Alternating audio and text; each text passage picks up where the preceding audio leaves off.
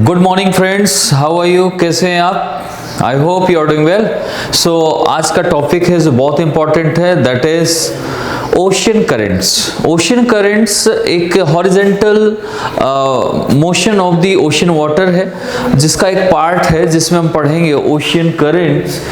Ocean currents और wave में already आपको बता चुका हूं कि वेव क्या है। Wave also is a horizontal motion of the ocean water, और सेम ये भी है, बट दोनों हॉरिजेंटल है। जब आपका वर्टिकल आएगा इट मींस टाइड आ जाएगा, अपवेलिंग एंड डाउनवेलिंग। यहां पर बात हो रही है ओशियन करेंट्स की, तो ये भी हमारा कैसा है, हॉरिजेंटल है और लाइक वेव। बट इसमें थोड़ा सा चीजें की अंतर है, इसमें चीजें बदल रही हैं। Ocean currents are narrow and shallow up to the 500 metre deep. अगर हम नीचे देख लें 500 मीटर तक नीचे वाटर की, ओशियन वाटर की, तो वहां पर वो नैरो होगा एंड शैलो होगा डीप तक, उसको हम कहते हैं ओशियन करंट। तो what is ocean current basically?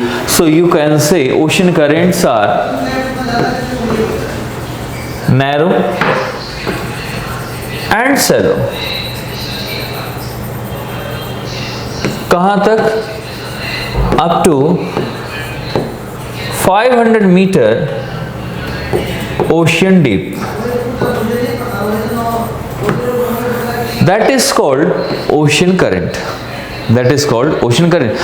Stream of the water of the ocean current, आप इसमें ocean current की अगर बात करें तो कैसे होता है? stream of the water देखें तो सर्कुलेटिंग होगा, यहाँ सर्कुलेट करेगा along with the ocean margins।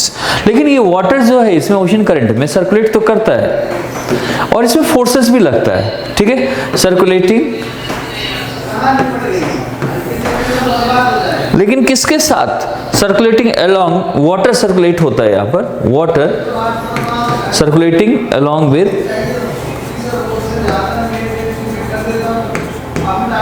किसके साथ? Ocean margins.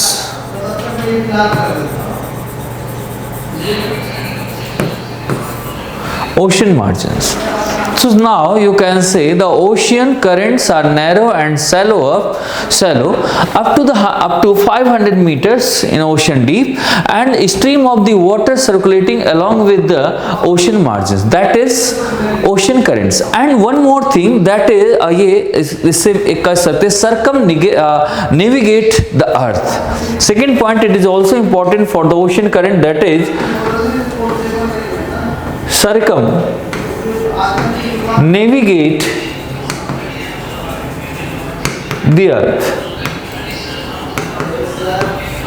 circumnavigate the earth।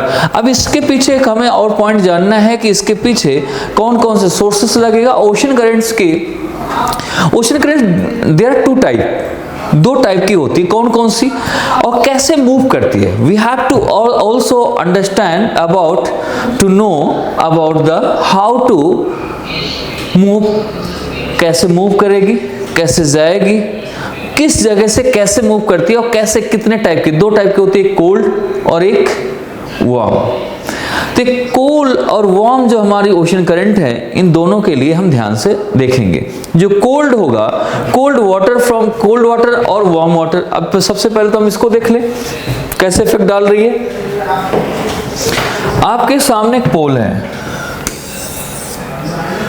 that is northern pole and southern pole, और ये क्या है? Equator, which is 0 degree.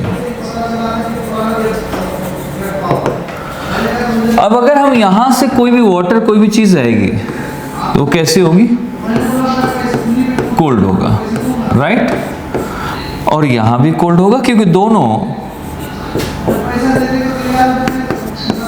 Sun rays से दोनों दूर हैं। यहाँ टिल्टेड पहुंचता है सनरेज, तो यहाँ दोनों की दोनों वो, और यहाँ पर जो होगा, जो यहाँ से आने वाली हैं वो सारी कैसे होंगी? कोल्ड होंगी।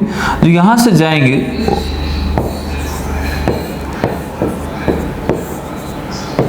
That will be warm. Warm होगी, हीट होगा, गर्म होगा। हीट डिस्ट्रीब्यूशन कैसे होता है इसके बारे में पूछ। जैसे अगर इसमें ओशन करंट्स की बात करें तो now you will see heat distribution heat distribution. कैसा इसका प्रोसेस है?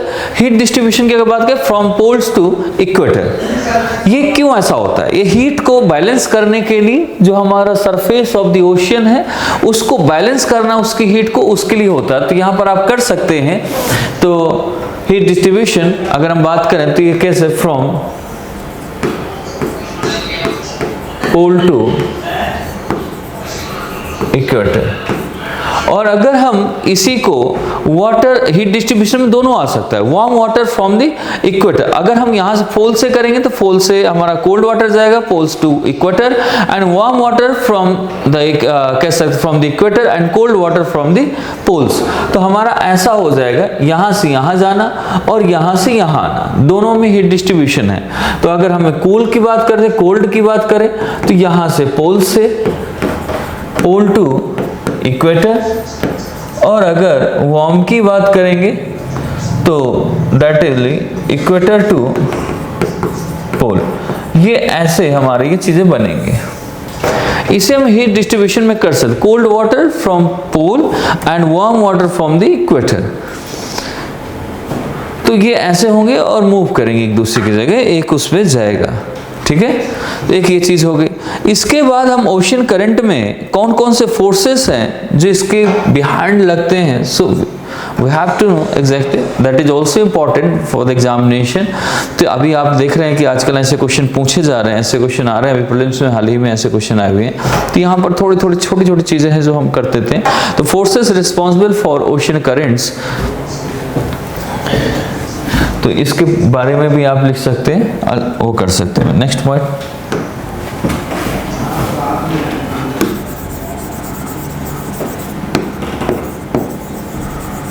which forces are responsible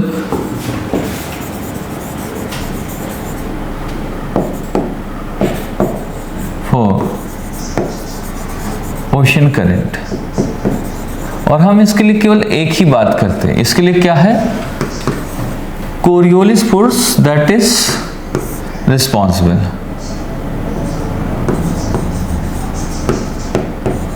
but not enough. Number one is wind force is most important for the ocean current, because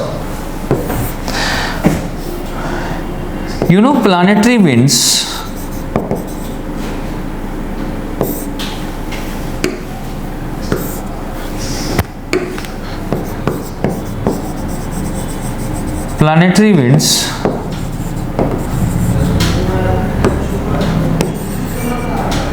blow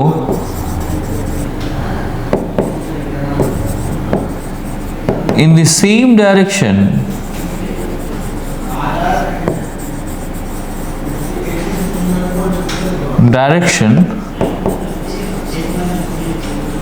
throughout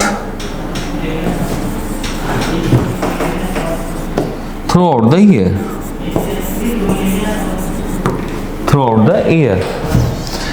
and planetary winds जो है वो responsible है किसको, ocean currents को। That's why ocean currents also flow in the same direction through out the year, because of that is relation between ocean current and planetary winds, and planetary wind force is also responsible for this. That's why wind force is responsible for this. Insulation,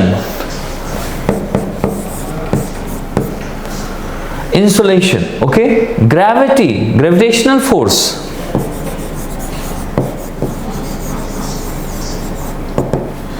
number 3,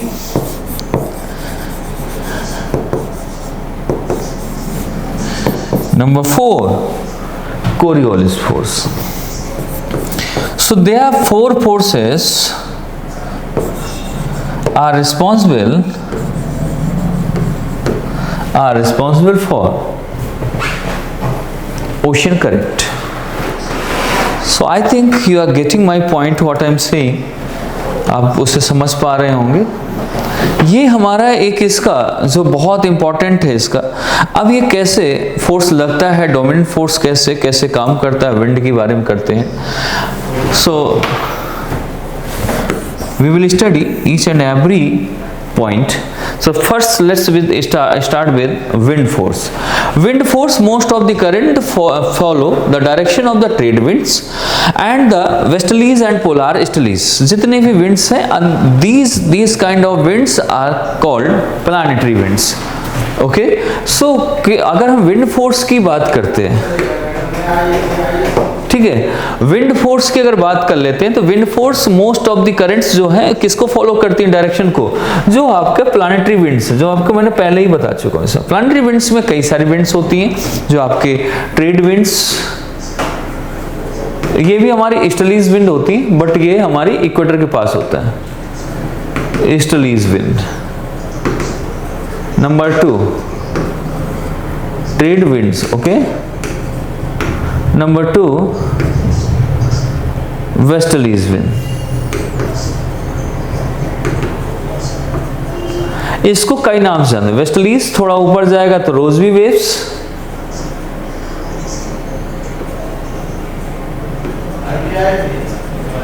number 3 easterlies wind.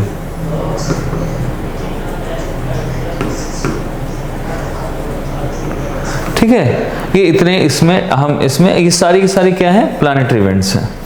सो ये responsible है और इसकी उसको follow करती हैं। Polar easterlies कर सकते हैं, ईस्टर्लीज को हम 2 ईस्टर्लीज हैं, ट्रेड भी दैट इज ईस्टर्लीज, एंड आपका ईस्टर्लीज जो पोलार विंड है ये भी हमारा इसमें आ जाता है, तो हम इसको भी इसमें कर सकते हैं। ओके, अब नेक्स्ट पॉइंट, अगर हम इसकी और चीज़ों को समझें और कुछ इसमें देखना चाहें, करना चाहें, तो हम उसको भी समझ सकते हैं।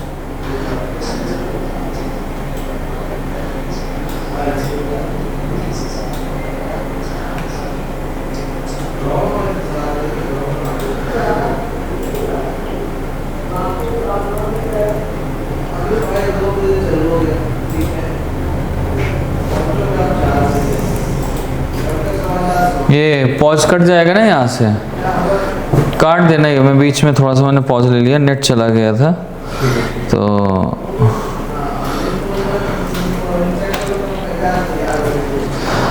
Next point is insulation. Insulation की अगर बात करते हैं तो इंसुलेशन कैसे काम, insulation is important for temperature gradient. Temperature gradient के लिए हमारा इंसुलेशन बहुत जरूरी है। सो इंसुलेशन किस लिए, temperature gradient.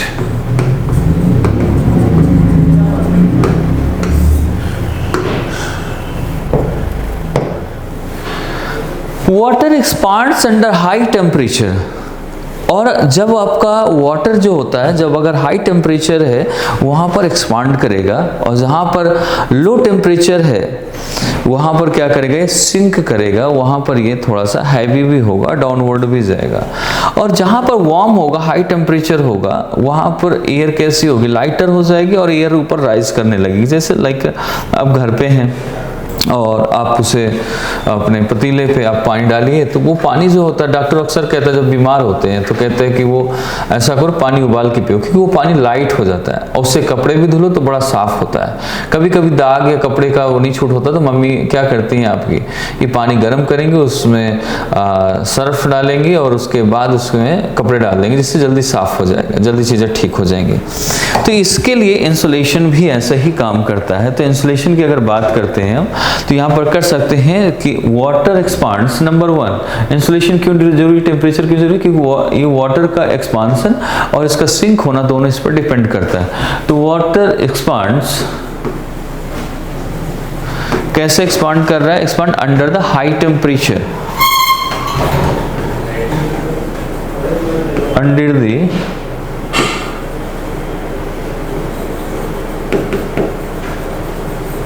High temperature, number 1।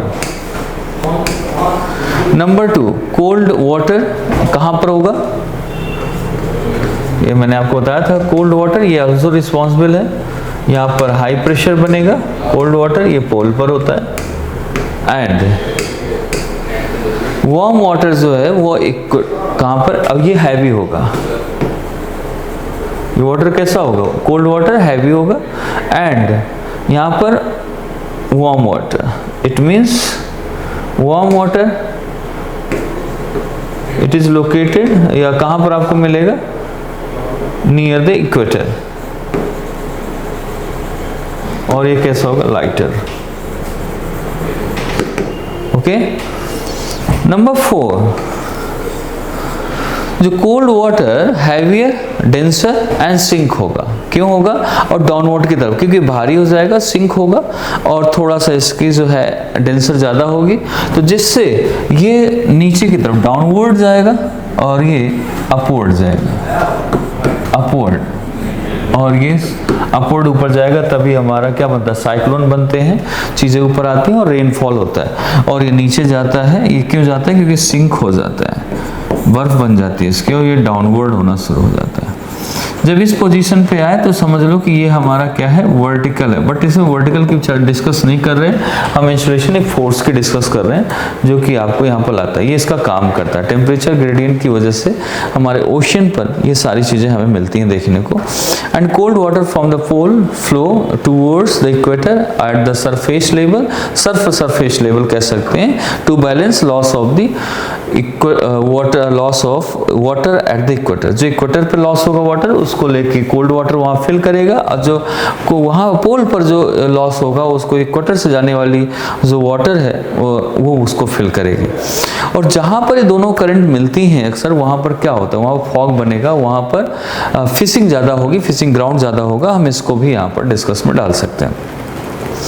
इसके बाद हमारा टेम्परेचर ग्रेडियंट आपके बाद, अब सैलिनिटी ग्रेडियंट भी इसमें एक पॉइंट आता है, इंसुलेशन का ही पार्ट है। Salinity gradient, salinity increases density of the water. Salinity का काम क्या है, सैलिनिटी क्या करती है, आपकी जो डेंसिटी है वाटर की, उसको वाटर की डेंसिटी को ये इंक्रीज कर देता है।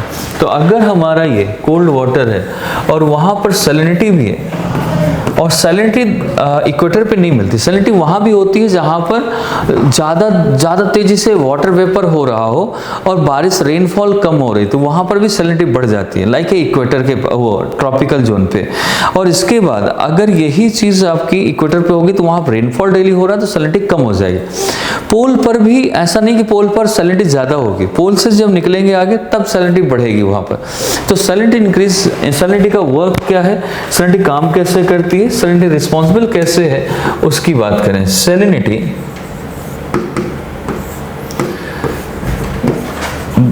ये क्या काम है इसका, टू इंक्रीज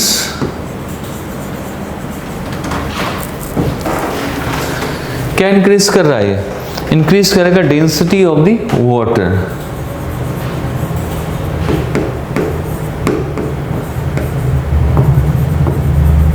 वाटर की डेंसिटी बढ़ा देगा अगर सैलिनिटी होगी। Number 2, denser water sink at the depth. जो डेंसर वाटर होगा, ये density it means denser water, और अगर डेंसर वाटर है तो ये क्या करेगा, सिंक हो जाएगा। सिंक कहां पर होगा, डेप्थ पर, नीचे बिल्कुल, भारी हो जाता है ना, ये भारी होने से नीचे जाने लगता है, डेप्थ पर ये सर वो करेगा। और वहां पर लेस सलाइन वाटर जो होता है move towards the high saline, कह सकते हैं high saline water on the surface. जो लेस सलाइन होता है वो कैसे मूव करता है, हाई सलाइन की तरफ मूव करेगा अगर सलाइनिटी कम है तब। अगर सैलिनिटी कम है तो ये वाटर जो है सैलिनिटी का, ये किधर मूव करेगा, जहां पर सैलिनिटी हाई होगी उधर की तरफ मूव कर जाएगा, right. And then high salinity water moves, जो हाई सैलिनिटी है वो इधर के लिए मूव करेगा जहां पर लेस सलाइन होगा। इक्वेटर में रेनफॉल होता है इसलिए लेस सलाइन है, पोल्स पर आइसबर्ग होता है इसलिए हाई सलाइन वाटर है, ठीक है। तो यहाँ पर क्या है, डेली जो लेस सलाइन का मतलब है कि यहाँ पर इक्वेटर के पास लेस सलाइन होगा, बिकॉज डेली रेनफॉल होता है। पोल पर रेनफॉल डेली नहीं होता, जिसकी वजह से यहाँ पर, अब हम डिस्कस कर रहे थे salinity,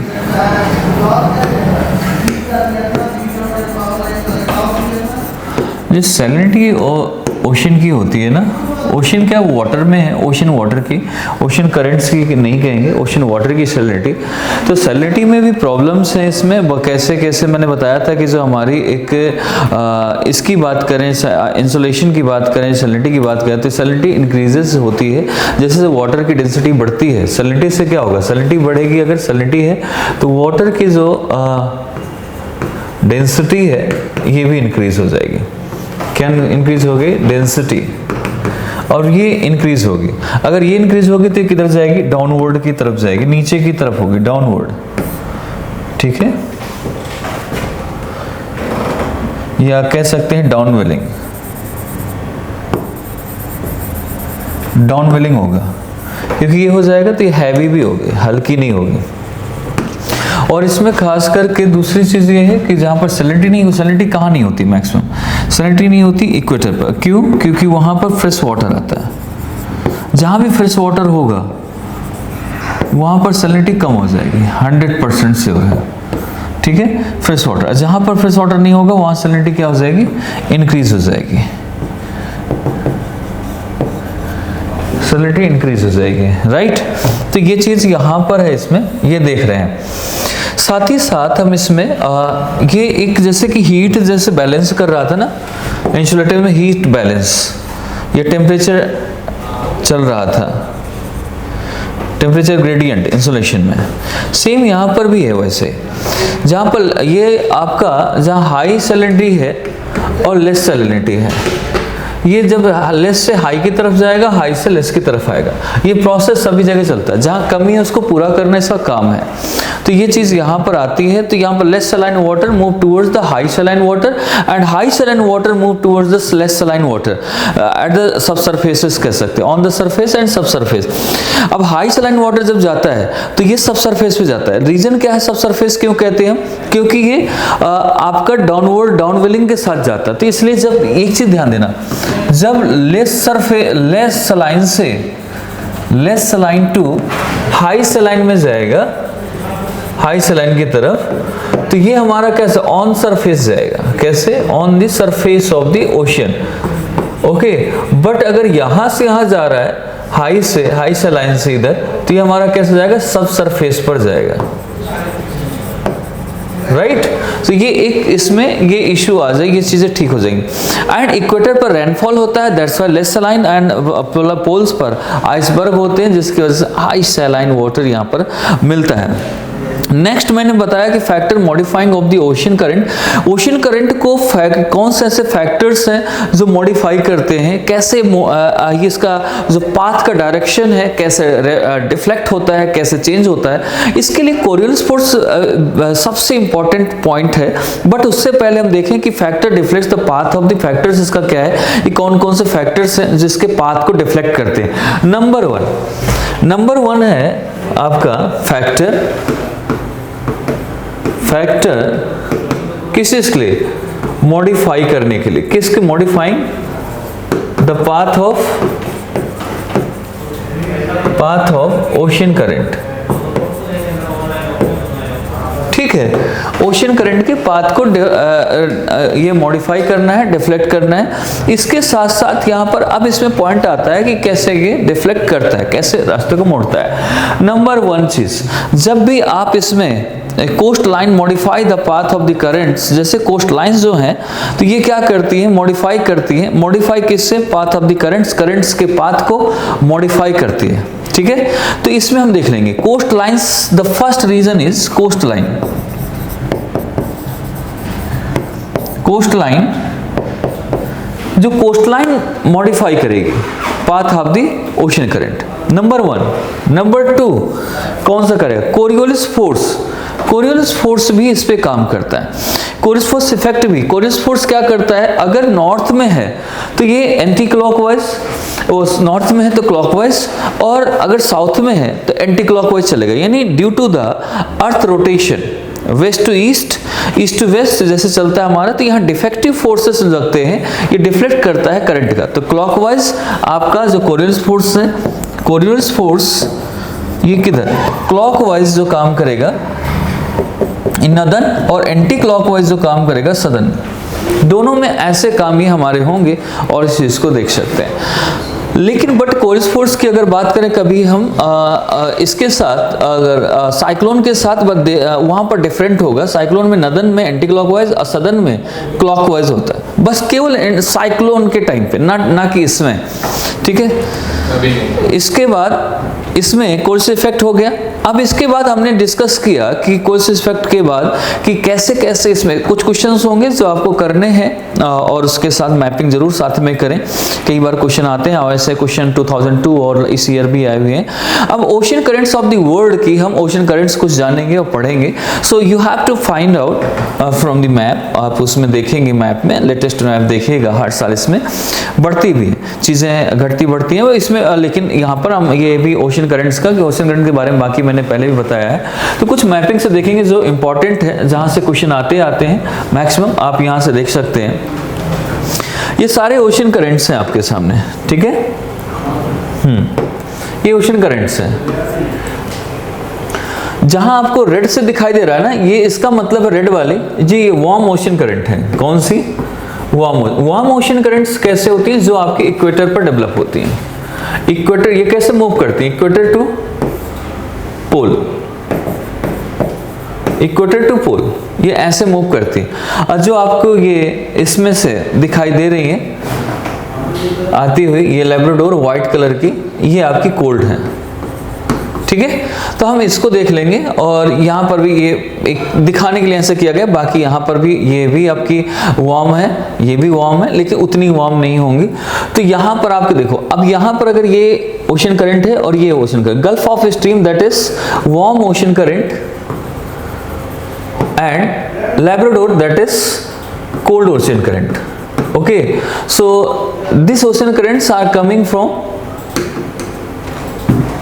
pole region and warm ocean currents are coming from the equator. So warm ocean का एक पार्ट है गल्फ स्ट्रीम जो आपके यहाँ, और जहाँ पर ये दोनों मिलेंगे, यहाँ पर न्यू फाउंडलैंड है, यहाँ पर मिलेंगे। यहाँ पर मिलने पर क्या होगा? Foggy area, and foggy area के साथ साथ यहाँ पर क्या होगा कि जो फिशिंग के लिए है, फिशिंग यानी फिश प्रोडक्शन के लिए कह सकते हैं आप सीधे सीधे, ये हाई हो जाएगा। यहाँ पर मछलियाँ का प्रोडक्शन हाई हो जाएगा और रिच प्रोडक्शन बोलते हैं यहाँ पर। और ये यहाँ से साथ में फॉगी एरिया होगा जिससे शिप ठीक नहीं होगा, एक्सीडेंट हो सकते हैं, बहुत सारी चीज़ें ऐसी हो सकती हैं।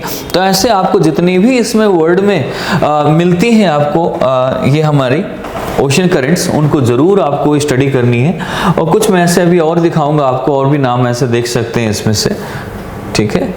तो आप इसको देखेंगे थोड़ा, जैसे gulf stream, Labrador, north Atlantic drift, canary current, ये आ रही है कैनरी। कैनरी वैसे कैनरी यहाँ पर कुछ है नहीं, यहाँ पर कैनरी इसलिए पड़ गया कि यहाँ जो माउंटेन है, डिजर्ट है, वो कैनरी है, और इसके आने से ये कैनरी करंट आती है, जिसकी वजह से यहाँ का जो डिजर्ट है, वैसे डिजर्ट ये सहारा का पार्ट था, बट इसकी वजह से यहाँ पर इसे कैनरी डिजर्ट बोलते हैं, और वो भी ठंडा हो जाता है। बिकॉज इसमें ये भी ध्यान देना है कि जैसी करंट होगी वैसे वो वहाँ इफेक्ट भी डालेगी, वो अपना इफेक्ट डालती उस एरिया पे। और वो होता है कि वहाँ का जो एरिया है, चाहे वो माउंटेन हो, चाहे प्लेन हो, या प्लेट्यूज हो, कुछ भी डिजर्ट है, वो सारे के सारे अफेक्टेड होते हैं इससे। जहां पर दोनों मिलेंगी वहां पर फिशिंग होगा, ये आपको ध्यान देना है।